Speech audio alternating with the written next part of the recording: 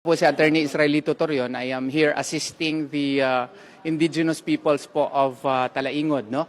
Mga Atamanobo po sila. They are led by Dato Alan Kausing, Andigaw Agay, and Guting Dalyat Dausay, no? They are the leaders. Sila po ang mga leaders po ng mga indigenous peoples po ng Talaingod, Davao del Norte.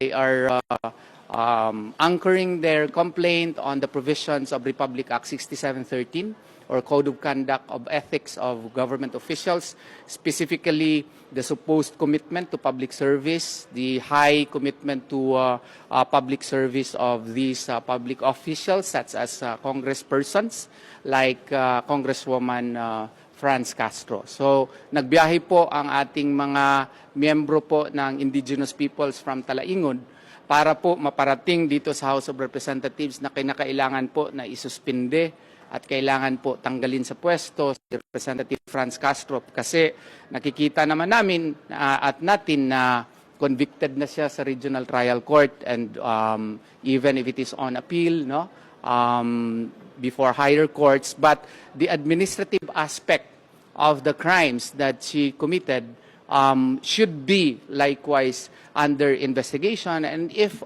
after proper proceedings it is found that she is administratively guilty, then proper penalty such as suspension or if not expulsion from the House of Representatives. Ako po si Dato Malibato Kausing, isang ancestral domain management officer ng ancestral domain ng Atamanobo ng municipality ng Talaingod, Davao del Norte.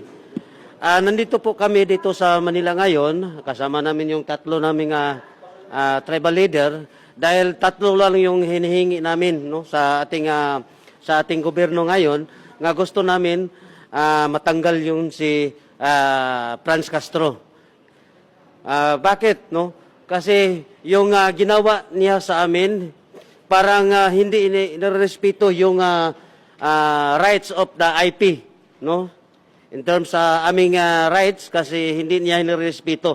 Bakit hanggang ngayon nakapagsahod pa rin sa ng pira ng bayan na sa lahat, no? So ipangalawa, parang walang respeto ng yung tawag yung sa aming tribo, no? Parang walang respeto, bakit nandyan pa rin siya sa Kongreso. So pangatlo, yung pag-discrimination, walang respeto or ano po yung sabihin, yung hanggang ngayon patuloy pa rin yung pag-serbisyo ng ating bayan. So gusto namin na marinig yung sa aming hinaing na matanggalan siya, mapaalis congresswoman sa ating bansa. Or kasi parang iba talaga sa aming customary law, kasi parang wala nirerespeto yung law namin.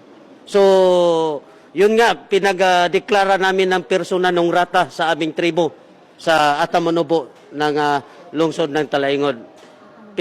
Pinadeklara namin ng persona non grata si Franz Castro.